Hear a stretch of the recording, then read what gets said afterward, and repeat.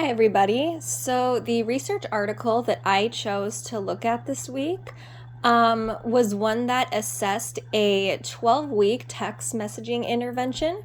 And the text message intervention was aimed at reducing binge drinking among young adults. So, the participants of this study were adults aged 18 to 25 who were drinking above what is considered low risk limits. And then the participants were randomized into one of three groups. So the groups that they were randomized in were text message assessments plus feedback, text message assessments, and then a control group.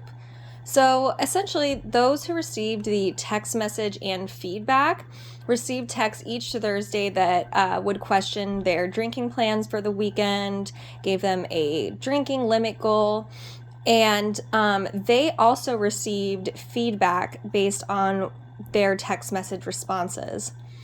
Those randomized to the text message assessment group, they also received text messages that would question drinking plans and give a goal, but they didn't receive feedback. So there was really no back and forth. It was just kind of the text message.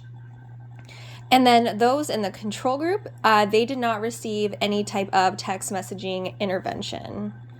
So in this study, the independent variable would have been the text messaging intervention, and the dependent variable would be the level of drinking that they partook in. So this study included a control group, and the participants were also randomized into their groups. So this would make it an experimental study design. And I think that this was a really good fit for this type of study because there was that control group. You could assume that the outcomes they found were because of the intervention and not because of various outside factors. And the fact that the participants were randomized as well also helps with the validity of the study.